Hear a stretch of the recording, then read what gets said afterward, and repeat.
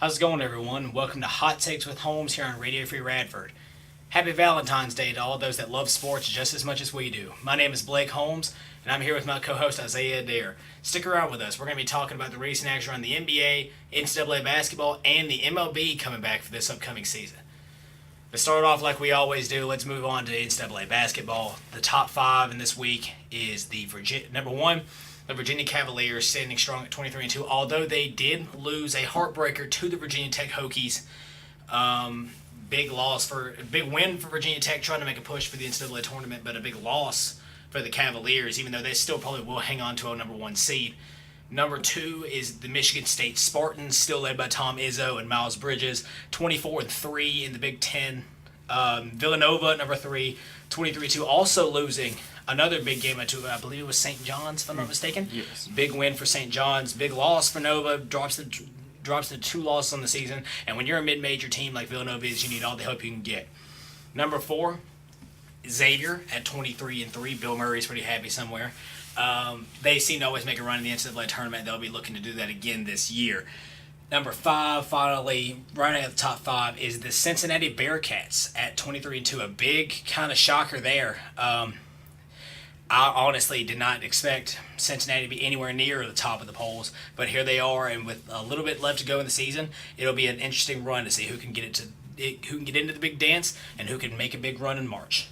So, Isaiah, something we like to do on the show is our serious contenders in any conference that we can think of. So, Power 5, mid-major, whatever conference you want to think of, can you tell me a team that you think is still a very good threat to potentially make a run in the tournament or even just get into the tournament? I don't know. I've got to. I'm looking at the rankings right now, and I like. I'm going to go with probably my first pick of the very beginning of the year when we were talking about college basketball. Probably just Arizona. They're 20-6, giving they are ranked 17 right now. They're 20-6, and I think they could. They're only 4 games back from the number 1 spot, 3 games back from the number 2 spot. So I think they could make. They're right now. They're in the tournament, and likely they're going to be in it unless something crazy happens. But I don't know. I think they could make a push. I think when March Madness starts, when the tournament starts, they could make a push to go pretty deep. But they're going to have to be playing against probably relatively higher seed in one of the opening rounds. I gotta tell you, a team that's impressed me so far is also out of a Power 5 conference. They're not necessarily a team that, they've been talked about, but at the same time, they're not really a team that's usually that good out of this conference, and it's Auburn, the Auburn Tigers. They're playing pretty good right now. They're in the top 10, if I'm not mistaken. They're number 10. And just at one point, this was a number 8 team in the nation. They're coming out of a pretty good SEC this year with the emergence of, Kentucky seems a little bit down, but that's just because of the emergence of the Tennessee Volunteers, Florida Gators still always hanging around there, the Alabama Crimson Tide playing well. Just everybody in that conference from top to bottom, there's not many teams that are that bad by any means. And Auburn's taking good advantage of that, and they're proving their worth in going into the SEC tournament and going into the NCAA tournament. Auburn has all but clinched, to me, an NCAA tournament bid. Now, whether their players can handle the big stage that is March Madness, that's yet to be seen, but I really do think that the Auburn Tigers have what it takes to at least make somewhat of a run in the NCAA tournament. Speaking of the NCAA tournament, one of our favorite things as sports fans, and anyone will agree, is to watch a Cinderella team make a run in March Madness. That's always, your VCUs of the world, your George Masons, your Davidsons of the world, your Daytons, in fact. So, taking a look at who we think is a Cinderella, maybe someone that's not in the top 25, maybe it's someone in a different conference. Who do we think will be a true Cinderella in the upcoming NCAA tournament? And Isaiah, I'm going to open it up to you first. I think I might go Butler. They're not in the top 25 right now. They are receiving votes for the polls, but Butler's a team that they seem to make more of a run than expected in the past few years, at least. They're more of a stubborn team, I think, because where they're a smaller school, and it's Butler. They're not extremely well known. It's a team that may be overlooked by a lot of people, but again, they're receiving votes in the AP polls. I think they've actually received 43, which is the 4th most that's not in the top 25. So I don't know. I think they could surprise people once tournament time comes around. See, you always have the hot topic of who is going to be like this. Just the idea of it's just a matter of who is going to be hot when it comes down to tournament time. Like, I'll give you a good example. The Yukon Huskies, when Kemba Walker was there, they were not really coming in. They were at the beginning of the season known as a little bit of a powerhouse, but they struggled. They were, I believe it was like the 7th or 10th seed in the Big East whenever they came into that tournament, and they swept it. And it's all about who gets hot at the moment that it matters most. And to me, right now, I'm going back at the SEC, and I'm going to say the Alabama Crimson Tide. You have, like I said, a good SEC conference. They're fighting for it. They're actually proving their worth in there. They played a pretty good and streaking Tennessee Volunteers team, beat them by 20 the other day. Alabama's getting hot at the right moment. Do they have to win the SEC? No, not in my opinion. But to me, if you're going to throw them in right now, you're going to throw them in at a 11 seed, a 10 seed, maybe even an 8. So, and as of right now, I'm looking right here, they are 42nd in the basketball power index, the college basketball power index. So they're not necessarily recognized in the top 25 at all, anywhere close. But this Alabama team, if they can get hot and they can play well, they got shooters, they've got the tools to potentially make a run, and that's going to be my team to look out for if you're asking for a Cinderella. So look out for the Crimson Tide. They may prove to you that they're more than a football school. Moving on, Radford basketball. They're right now, again, the usual update on the Highlanders and their basketball team. They do host. I made a mistake on the show last week that my co-host tried to correct me over, but I completely got the dates mixed up. It's tomorrow they host Campbell, the Campbell Fighting Camels in Deadman on ESPNU. So if you want to get on ESPN, you want to go support the Highlanders, come on out. 9 o'clock tomorrow night. So as of right now in the Big South, this is actually a pretty tight conference, especially at the top. It's just been a dogfight for the most part, with Radford holding the lead for the longest time. It seemed like they have dropped all the way down to 3 right now, and they are 3 games back out of the number 1 seed. They've dropped 3 straight, and so the number 1 seed right now in the Big South is UNC Asheville, followed by Winthrop and then Radford. UNC Asheville, let's see, I believe Radford just dropped a game to them, so that puts them back at a disadvantage. But they still have one more game against Winthrop in Deadman.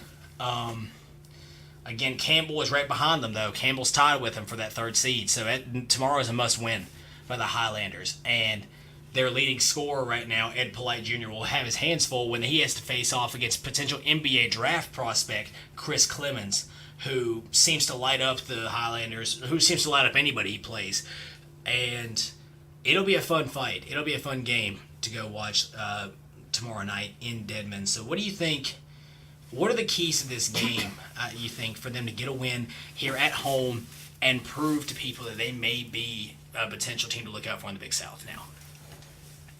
To start, like you mentioned, shutting Clemens down. But I think on top of that, the games that I've watched, Radford kind of starts out kind of slow, especially against, I mean, I'm not saying Campbell's a bad opponent, obviously, because they're high up in the rankings. But, like, even against bad schools, Radford will start slow and fall into a hole early, so they have to work their way out of the hole and then build a lead on top of that. So the team has to work overtime. If Radford can get out to an early lead, it could be more of a game, and it would obviously increase the chance of winning. But it'd be less strenuous on the players, I believe. I agree with you. Campbell is not going to be a school that just lets you stick around, especially in this matchup. Campbell always seems to have an upper hand for whatever reason. But to me, the key to this game and the key player that you're going to see in this game is Carlik Jones. Carlik Jones needs to step up, and you've got to have to be able to contain Clemens enough and put in a workload on the offensive side of the ball to potentially get your team into a position to win, and where you have your help in Ed Polite Jr. and Randy Phillips. Like, you have your players and you have the keys there. It's just Carlik needs to take the keys and put it into the ignition, essentially. And that's what's going to need to be done for this game for the Highlanders to win. And you can, again, if you can catch that tomorrow night in the Dedman Center, or even if you don't really want to come out, watch on ESPNU, 9 o'clock. So moving on to the big leagues, the National Basketball Association. Big story this week, Paul Pierce, the truth. Guy, Mr. Celtic, it seemed like for the longest time. His jersey number was retired in Boston, and he joins the likes of players like Bill Russell and Larry Bird up in Boston. And it was a great night with old teammates such as Rajon Rondo, Kevin Garnett. Doc Rivers was also there. Ray Allen was not there. Ray Allen was on the golf course while this is happening. So more drama coming out of there. But because there's still a lot of people think that Ray Allen tarnished his legacy by going to Miami. So a little bit more drama there, but still, it was a great night. Paul Pierce joins legends, and people don't realize that if they hadn't have traded him, Paul Pierce would have spent his entire career as a Celtic and would have been perfectly fine with it.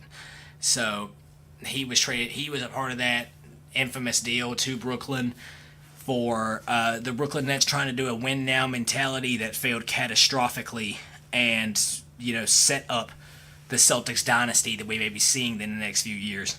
So in a way, Paul Pierce, I guess, helped influence the team it is now, let alone he got to play for a good while for that team, and he still got to even help the team by not playing for him. So I guess you could look at it that way, but congrats to number 34, and what a great achievement to join the likes of the legends that the Boston Celtics have. The Utah Jazz. Who would have thought that at some point the Utah Jazz, we would say they might be one of the hottest teams in the NBA this year, led by a young upstart and probable and really we could all say it, Rookie of the Year leading candidate, Donovan Mitchell. They've won 10 games straight.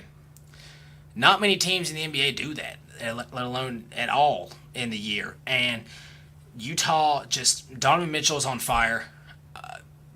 There's not much else. I mean, you have your playmakers in Donovan Mitchell. You have Rudy Gobert still down there. You have players like, and they traded Rodney Hood too. Jay Crowder's playing well for them in that deal. Isaiah, what has caused, where has this Jazz team come from? And do they have a shot at making the playoffs this year? First, where's the Jazz come from? I don't know. I don't know if anyone knows. I think Mitchell added a new element to the team. Just young, energetic, obviously super athletic and talented.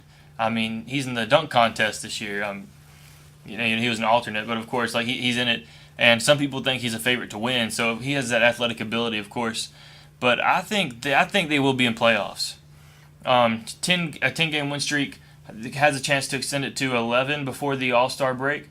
So either one or two things could happen during the All-Star break. It's got young players in the team, so the players could get lose their focus over the break, and they could self-destruct after the break's over with, or they could ride this momentum and even do more destruction after the break is over with. If the players keep that focus and maybe even focus even more, they could be an even better team after the break's over with, especially with giving Jay Crowder more time to mold with the team. Donovan Mitchell once again just. A man on a mission, traded on draft night to the Utah Jazz. Granted, okay, here's the ultimate question to ask. Is Donovan Mitchell as good as he is right now if he doesn't get traded on draft night? I don't think so. Purely because the team that drafted him was the Denver Nuggets, and they had, at the time, and even now, they still have 4 two guards. You would have been adding the 5th one. So, he would have been fighting for minutes. He may have been as good and had the potential, but we would not be seeing the same Donovan Mitchell in Denver as we would in Utah in that way. So, what is your thought? If he would have went to Denver, would he have found his way in the rotation and proven himself as much as he has in Utah? I think he would, but I don't think it would have been as fast as it has. Because, like you said, he would have to force his way into the rotation. So many two guards, with the Jazz, it was I'm sure nothing's easy in the NBA, but I'm sure it was a lot easier to a team with less talent overall, with less players of his particular position.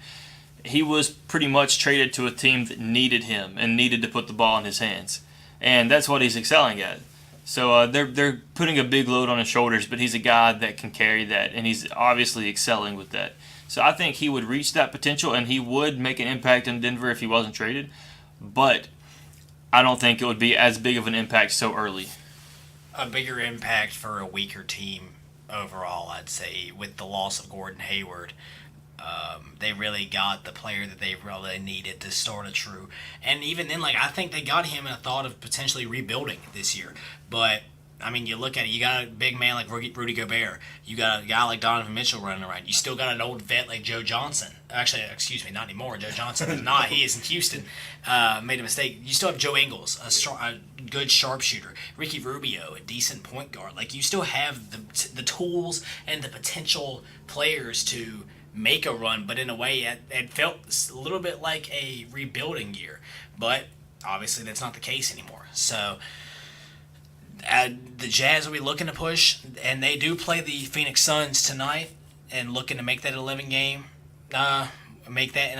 winning streak. Speaking of the Suns, Steve Kerr in a game against Phoenix for the Golden State Warriors made headlines this week by not coaching the timeouts. And you may be thinking, whenever you first think, oh, he gave it to an assistant coach for the night. He may have let someone... No, he gave it to the players. He took his clipboard, he took the Reese board, handed it to Andre Iguodala first and said, listen, I'm not coaching timeouts. It's your... And in a response, he said it's the players' team. They need to learn to coach, and they can coach themselves in a way. And they blew out the Suns. I mean, destroyed the Suns on the Warriors' home floor. So... is this a disrespectful move by Steve Kerr by letting Andre Iguodala, David West, and Draymond Green coach timeouts? In a way, for me, no, it's not. I mean, if anything, that should inspire a Suns team to play better. Look at them. They're letting their players coach. What are we? Well, you're a team that got beat by 40 or something. 46 in an NBA game. I mean, just... you need to earn the respect. And then, even to me, that's not disrespectful. You've got a player, you've got a team as talent, and Steve Kerr knows the talent of his team. Steve Kerr knows that, well, if I give the grease board to anybody on this team, then we still have a good shot at doing well. So I don't see anything wrong with what Steve Kerr did. I don't get the whole disrespect side of the argument anyway. So what are your thoughts on that whole situation?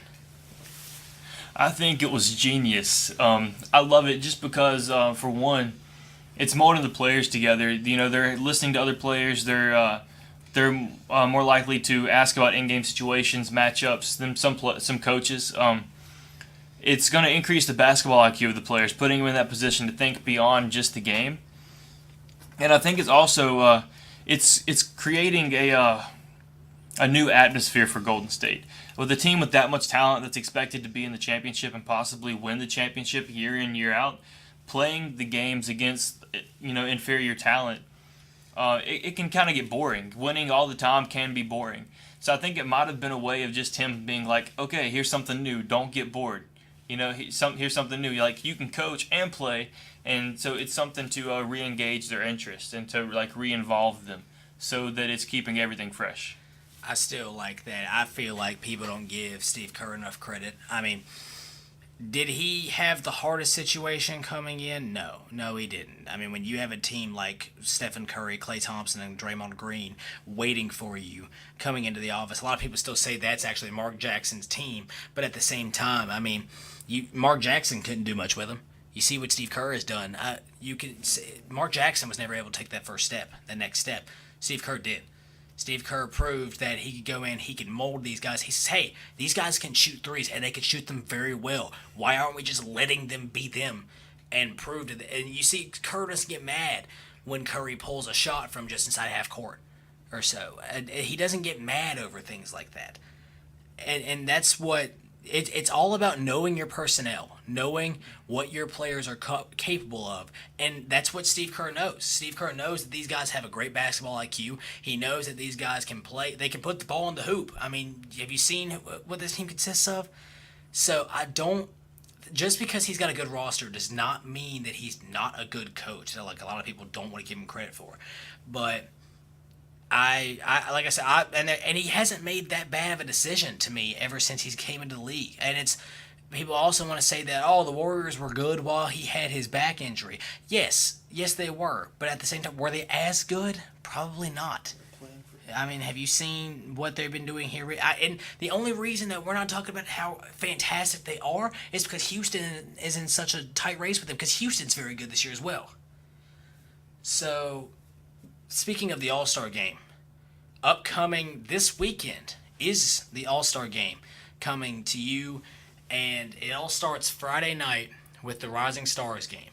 The Rising Stars, basically what this is essentially one, I believe the cutoff is at least, and the rare occasions, 3 years. After the first 3 years, you cannot participate in that Rising Stars Challenge. Basically what it is young players versus young players, and the way it works is it is Team USA versus Team World. So you have your players that are not from here going up against players that are from here. So this year, the U.S. team, it originally would have been Lonzo Ball, being replaced. De'Aaron Fox will jump in for Lonzo Ball at a point guard. Malcolm Brogdon also will not participate in this game.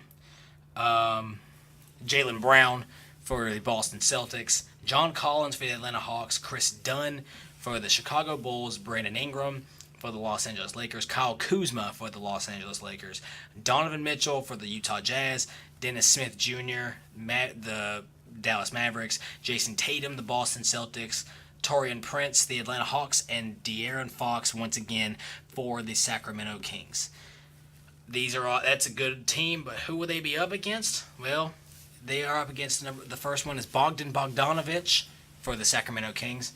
Dylan Brooks from the Memphis Grizzlies. Joel Embiid, that's right, the Joel Embiid, Mr. Rihanna, for the Philadelphia 76ers. Buddy Hield for the Sacramento Kings. Lauri Markkanen for the Chicago Bulls. Jamal Murray for the Denver Nuggets. Frank Ntilikina for the New York Knicks. Domantas Sabonis from the Indiana Pacers. Dario Saric from the Philadelphia 76ers. And also Ben Simmons for the Philadelphia 76ers. So based off looking at these rosters, Isaiah, who do you think wins this game, most importantly? And who wins MVP? Because, it's got to be from the winning side. So who wins this game and who wins the MVP of the Rising Stars Challenge? The world wins. I definitely see the world winning. I think MVP will come down to one of the more versatile players in the game, which for me narrows it down to either Ben Simmons or the big man for the Bulls, Lauri Markkanen, because he's on he started his career off with the most amount of three pointers. Yeah, I think he's the first one to 100 3-pointers, was it? Mm-hmm. And it was like 40 games. So and then Simmons he can do everything. We know Simmons. He's a forward that plays guard. So I think it'll come down to one of those, though. I think Lauri. See, I'm going to go opposite of you, and I think the U.S. get this win. And it's because of one specific player that's coming off the bench for the U.S. team. Or actually, I don't know. I'm not entirely sure, actually, now that I think about it, if he is coming off the bench or not. But it's a Boston Celtic, and his name's Jason Tatum. I think that the U.S., it'll be a closer game than a lot of people think. This isn't necessarily a game that a lot of people really want to put a ton of thought into, but at the same time, it's an interesting roster. And when you've got players, dynamic playmakers like Jason Tatum, like Donovan Mitchell, like Jaylen Brown, Dennis Smith Jr., just athletic players like that, you got to think which one is athletic and can shoot well. And to me, that mind goes straight to Jason Tatum. I think Jason Tatum really shows how far he's come as an NBA player in this game, and he wins the MVP of the Rising Stars Challenge, sort of like how Jamal Murray did last year. So, Rising Stars is done. Moving on to the night that a lot of people would prefer over anything else, Saturday night. You have, starting off with the Skills Challenge. So basically what this is there's a bracket. You have big men on one side, guards on the other, and you have an obstacle course essentially, which is passing layups, dribbling, little things like that, and you got to go and whoever can complete it faster. I believe the way it works is you throw a pass through a hoop, get the ball, dribble through a little course, shoot a layup, come back, make a three. First one to do that wins the round, and you go until it's a knockout until the final. Then it's a big man versus a guard. Fun fact: the past 2 years they've done this format, big man's won the entire thing. So keep an eye out for that. The 2018 participants this year: Spencer Dinwiddie for the Brooklyn Nets, Joel Embiid, once again, Mr. Rihanna, for the Philadelphia 76ers, Al Horford for the Boston Celtics, Lauri Markkanen for the Chicago Bulls, Buddy Hield for the Sacramento Kings, Jamal Murray for the Denver Nuggets. Kristaps Porzingis was supposed to be in this, but he will not, honestly, and unfortunately, because of that ACL injury he had. I'm not entirely sure. Did they ever announce who? Oh, let's see. It may not. I don't think they ever announced who would be taking his spot. So, Andre Drummond also for the Detroit Pistons in this skills challenge, and Lou Williams for the Los Angeles Clippers. Isaiah, who wins the skills challenge? And let me tell you, I guarantee you who we're both not going to pick, and it's probably not going to be Andre Drummond. Yeah, I'm not picking Andre Drummond. I don't know if he's ever made a three-pointer. No, he has. He's hit full court shots. At one point, in fact, he had a better three-point percentage than he did a free throw percentage because he made 2 full court shots in 1 year, and he had under a 50% free throw percentage at one point. But it makes me sad. I'm not picking Andre Drummond. To put it that way. No, I'm not. Not even a thought. I don't know. I want to say it's between, just because the shooting ability, athletic ability. Like you said, big men have won the past 2 years. The guards are they're gonna have a fire, and they want to win. Of course, everybody wants to win, but just to show that they can shoot better than big men, that's what separates them. I don't know why. I want to go Buddy Hield or Lou, but I think Lou's gonna end up being the one that wins it. Call me crazy. I think it comes down to the two players that have played point guard this year: Spencer Dinwiddie and Jamal Murray. I mean, Buddy Hield's a 2-guard for the Sacramento Kings. Lou Williams a 2-guard for the Clippers. I mean, you think about it. I don't expect Al Horford. I mean, he could shoot a little bit, but I don't expect him to really. The only big man and I don't know about Lauri's passing ability.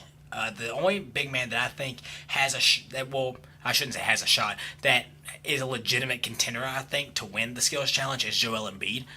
But I think it comes down to either Spencer Dinwiddie or Jamal Murray, because they've both been like ball dominant point guards this year, both for their respective teams. And with Spencer Dinwiddie making a little bit of a breakout season with the Nets, which it's the Nets, so it's, I mean, you need to you're going to have, if you have a decent season, you stand out for the Nets. And so I think I really can't pick between one of those two. They both shoot well. They both have a decent passing ability. But I think it comes down to one of those two, because they've, once again, the two ball dominant point guards in this skills challenge. The next competition that we're going to be talking about, the 3-point contest. This is a little bit of a crowd favorite between everybody, and essentially what that is, each player takes, I believe it's 6 threes from each spot. It's either 5 or 6, and in the last, they get one rack that is all money balls. Other than that, the rest of the racks, the last ball on the rack is the money ball, and what that is essentially, it's instead of worth 1 point, it's worth 2. And a lot of memorable performances over the years. Stephen Curry's won this event once. Klay Thompson's won this event once. Last year was Eric Gordon who won the event. And so the participants this year, defending champion Eric Gordon, Klay Thompson for the Golden State Warriors, Bradley Beal for the Washington Wizards, Paul George for the Oklahoma City Thunder, Kyle Lowry for the Toronto Raptors, Devin Booker for the Phoenix Suns, Wayne Ellington for the Miami Heat, and Tobias Harris for the Los Angeles Clippers. Who wins the 3-point contest? Is it going to be a repeat, or do we see a new face this year? We see a new face. I don't know. I want to say Lowry.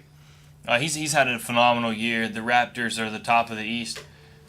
I want to say Lowry. I want to say Klay, just because we all know that he's up there in the shooting conversation as potentially one of the best ever, because he's just a phenomenal shooter. But we've seen Klay win. I want to see a new face, and I think Lowry has a shot. If you're asking me who I think it's going to be, honestly, I think it's going to come down to potentially the young gun, Devin Booker, a lethal sharpshooter. I mean, he's a good player, borderline All-Star this year, but with the intense Western Conference, it's a very hard feat to do it all. You've seen the year Lou Williams is having, and he didn't get it. Paul George was a snub until someone got hurt, and that's how insane that's been. But Devin Booker is a fantastic shooter who in one of the lines of a stretch of great Kentucky shooters, and I think that Devin Booker is a prime example of that. An up and coming player who has found his mark this year from deep. Who I think that Devin Booker takes this home. I think he does very well. Comes home with a score of at least 28, 25 maybe. I think that's very reachable for him, and I think that's going to be enough to take home the gold for him. Now, and finally, the event that everyone loves, probably the most famous All-Star Weekend event besides the All-Star Game, the Verizon Slam Dunk Contest. We've seen so many great contests over the years. The most recent one that was very great was 2 years ago. You know, you kind of forget who the other two players were in that contest because it came down to Aaron Gordon and Zach LaVine, and went down to 4 rounds more than it was supposed to because they just went back and forth and back and forth. And you could say that maybe Aaron Gordon was robbed of it, maybe he was, maybe he wasn't. But at the same time, it was insanity. They pushed the limits of what you thought that an NBA player was possible to do, and you forget about who the other two participants even were because they took over the show.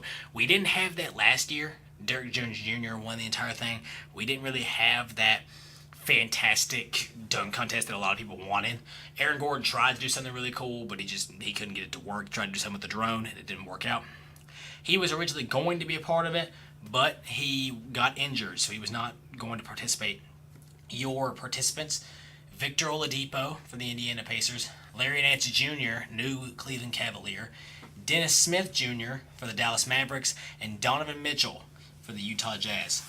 Who takes home the slam dunk contest? I want to see Larry Nance because his dad won it before, but I don't know. I think it's going to be one of the rooks. Just Dennis Smith, extremely athletic too. The only bright spot on the Mavs roster that I can tell that's visible. Dirk Nowitzki. Well, Dirk's he's been there for 20 years.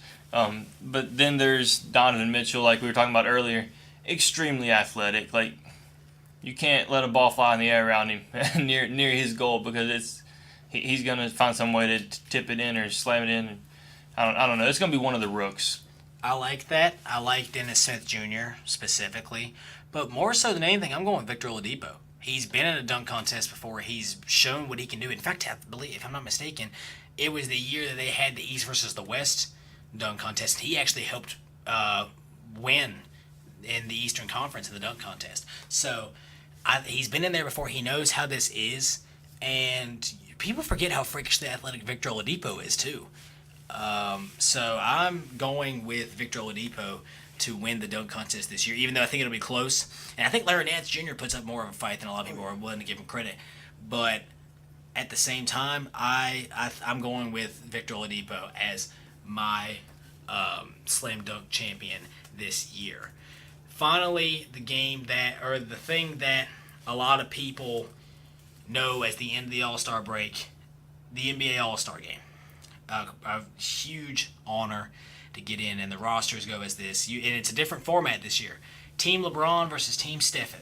So LeBron, right now, you have Anthony Davis, Kevin Durant, Kyrie Irving, obviously LeBron James, LaMarcus Aldridge, who it has been revealed that he will not play in the All-Star Game, but I don't think they may not have a replacement for him. They may just let it go. Bradley Beal, Goran Dragic, Andre Drummond, Paul George, Victor Oladipo, Kemba Walker, and Russell Westbrook. They will be coached by Dwayne Casey for the Toronto Raptors. On Team Curry is Giannis Antetokounmpo, obviously once again Stephen Curry, DeMar DeRozan, Joel Embiid, James Harden, Jimmy Butler, Draymond Green, Al Horford, Damian Lillard, Kyle Lowry, Klay Thompson, and Karl Anthony Towns, and they will be coached by Mike D'Antoni of the Houston Rockets. Who gets the win in this game, and who wins MVP? I want to say Steph and Giannis. Team Steph gets the win. Giannis gets MVP. Just because I think the big two players on Team LeBron are obviously LeBron and KD, and they're very similar players. They're very similar players. But when you look at the big two on Steph's team, it's Steph and Giannis. Giannis is a lot like KD and LeBron, but it's got you have someone with the range with Steph. Then you got Klay coming off the bench, a pure point and Dame. Like I think Steph's just is more versatile and has a bigger variety of skill set. I think that's why they'll win. I'm gonna go with you in the same team. I'm gonna pick Team Curry. My All-Star and my MVP is gonna be James Harden.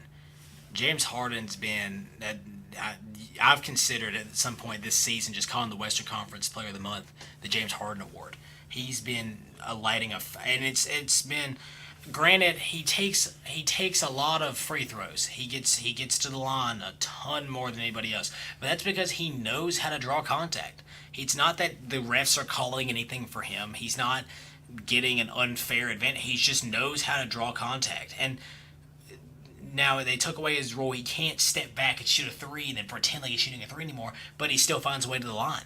And other than that, he's incredible. It's a fun show to watch every single night, day in, day out. Coming in, watching him play, whether it's at Houston or on the road, he continues to amaze for this Rockets team. And they're keeping them in the discussion for the number one seed in the Western Conference, him along with Chris Paul. I think that he takes this to the All-Star game. He makes a few more athletic plays than we may be used to him seeing from him. He's usually... not saying he's not athletic by any means, but he doesn't play with the athletic intensity that we may see a few plays in this game because, we know how little defense is played in the All-Star game. And I expect a pretty good scoring outburst from him. So James Harden wins your MVP, I think. Last night we had a good bit of NBA games that were pretty exciting as well, starting with the Miami Heat losing in Toronto to the Raptors 115 to 112. Once again, Toronto on top of the Eastern Conference, and they win this game. The Atlanta Hawks traveling to Milwaukee and losing. Atlanta continue that fall to the Bucks 97 to 92. The Houston Rockets continued their dominance over the Minnesota Timberwolves in Minnesota 126 to 108. The new look Cavaliers are 2-0 now.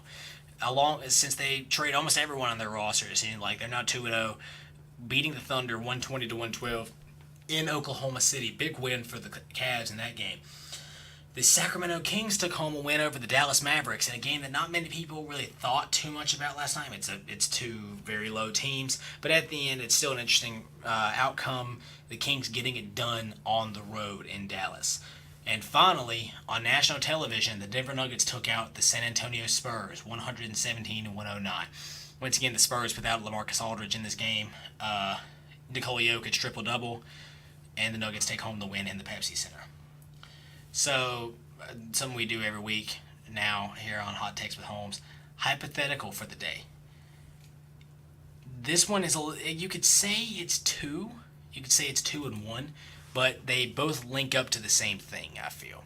So the first part of the question, can the Rockets dethrone the Western Conference and dethrone the Warriors in this conference and make it to the finals? And the second part, is it possible that we see neither of the teams that we've seen in the past 3 years? Is it possible that we see a Rockets and maybe Celtics or Raptors finals? I think it's totally possible. The Rockets have, in my opinion, the MVP. Probably should have won it last year as well. And maybe the year before that. James Harden, he's had a phenomenal 3 or 4 year stretch here. And I think he will win it this year. Definitely deserving. So in him and Chris Paul adds another dimension to the team. And then Capella, is it? He's been playing out of his mind as well. His 2K rating's up to 88, by the way. Just throwing that out there. But so I think there's a chance.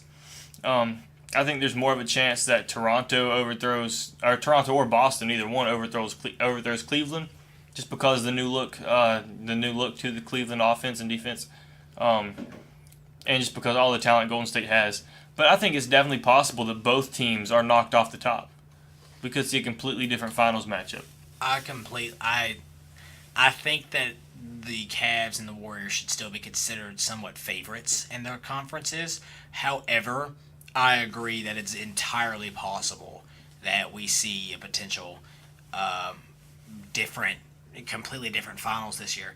The Rockets are playing like a team that is. I mean, they've beaten the Warriors twice this year. That not many teams can do that, especially with the teams as good as they are. I think the only other team in the NBA that can claim that right now is the Denver Nuggets, and that's it. I think that's all of them. And then the same sense, but with the Cavs, not many people can go into Boston and blow them out by 20, like they did, and the new look Cavs did. And it's not like this new look team is playing a bunch of scrubs. No, they've beaten the Thunder and the Celtics. So it's a good testament to what this team can stand for. Now the Toronto Raptors, they're 1-1 against the Celtics this year also. Can the Raptors get past the Eastern Conference Finals? That's going to be the ultimate question for them. They've made it before, and it seems like they just can't get past that Eastern Conference Finals. So I think if it comes down to it, if you're asking me who they're playing, I think they could take the Celtics in a 7-game series. I don't know about the Cavaliers. I'm not entirely sure. But if they get the number 1 seed in the Eastern Conference, then look out for that Raptors team. And same goes for the Celtics. I don't, like I said, I think we keep the favorites being the Warriors and the Cavs, but it's entirely possible that we see a different NBA Finals matchup than we're accustomed to. And speaking of the playoff standings, in the Eastern Conference, as I've said, the Toronto Raptors at number 1, the Boston Celtics at number 2, the Cleveland Cavaliers at number 3, and we get a little tight for the 4th and 5th seed, the Milwaukee Bucks at the 4 and the Washington Wizards at 5. Number 6 is the Indiana Pacers. Number 7 is the Philadelphia 76ers. And number 8 is the Miami Heat, rounding out the playoff seedings in the Eastern Conference. Moving on to the Western Conference, the Golden State Warriors still at number 1, but close behind them is the Houston Rockets, number 2. San Antonio still sitting at the number 3 seed right now. Number 4, the Minnesota Timberwolves. At 5 is the Oklahoma City Thunder. Number 6 is the Denver Nuggets. Number 7 is the Portland Trail Blazers. And number 8, still barely clinging on to that playoff spot, even though I think they're going to lose it by the end of this season to the Utah Jazz, the New Orleans Pelicans. So, one of my favorite times of year, honestly, MLB, it's coming back. It's baseball, we've missed you ever since the sort of anomaly World Series we had. I mean, most home runs ever hit in a World Series. It was a fantastic series. And once again, I think Game 7 is a little bit of a letdown this year. But that being said, I'm so excited for baseball to get back. It's probably my favorite sport out of all of them, honestly. And spring training will start in the upcoming weeks. In fact, a lot of teams being called back to training, back to camp yesterday. So, a big addition here recently, Yu Darvish. Dodger was in the World Series and lost. He lost to the Houston Astros in the World Series. But then again, it's not fair to him. He was traded to the Dodgers. He wasn't one that went to the Dodgers in free agency. He went and he signed with a little bit of a rival in the NL. He was introduced as a Chicago Cub here this week. So Yu Darvish, look for him to have a little bit of an impact. Adding him in a rotation that already has John Lester and Jake Arrieta, that's lethal. And if it's one thing that the Cubs already have the hitting power. They have the bats. They just needed to get they already had a great pitching staff. You add Yu Darvish and it gets that much better. So look out for the Chicago Cubs, I think, in the NL this year. Speaking of that, Isaiah, who are your favorites to win the World Series this year? And let's go both conferences. Okay, for starters, opposite of you, it's probably my least favorite sport. But I don't know. I think the Yankees are going to make a pull. I think they're definitely going to make a pull. Just because, I mean, they already had a really talented team. Judge going into a second year. And then you have Giancarlo Stanton. You know, Derek Jeter's trying to make a way to to improve New York. That's a different story, of course. But I think the team that already had hit power, adding the home run leader from last year, it's gonna improve the team even more. And then I honestly don't know who I'd expect them to play against. Yeah, I have no idea. I'd have to say that mine is.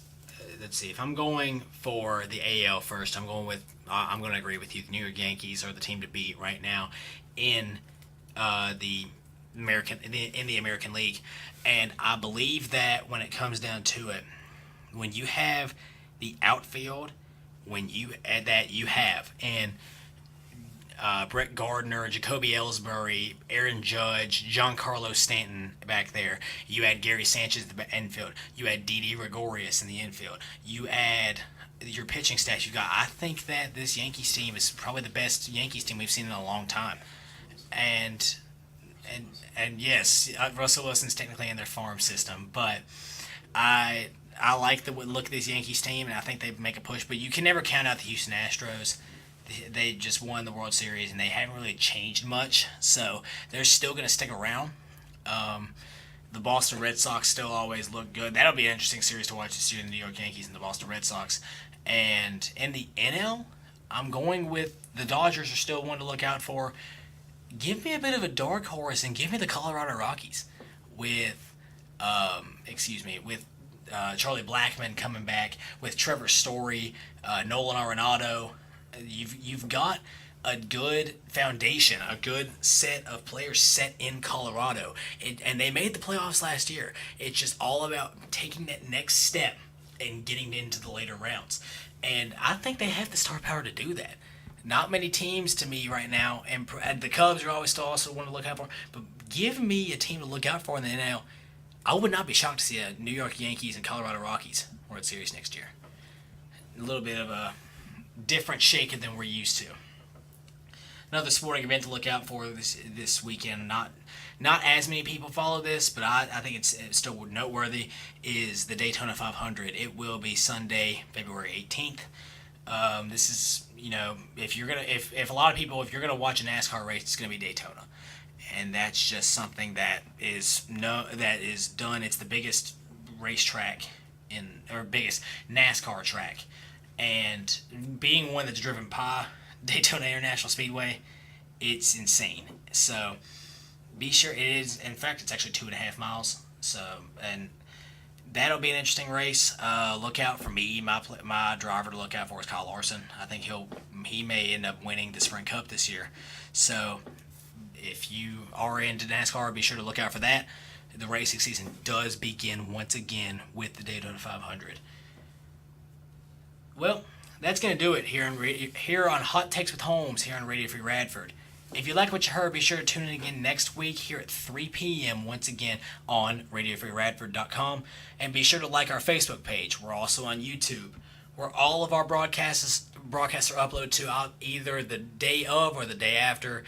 And you can find us at Hot Takes with Holmes on either of those sites. So our Facebook and YouTube is both Hot Takes with Holmes. You look in the search bar, that's where we are. From my co-host Isaiah Addair and all the people here at Radio Free Radford, I'm Blake Holmes, and we'll be back next week.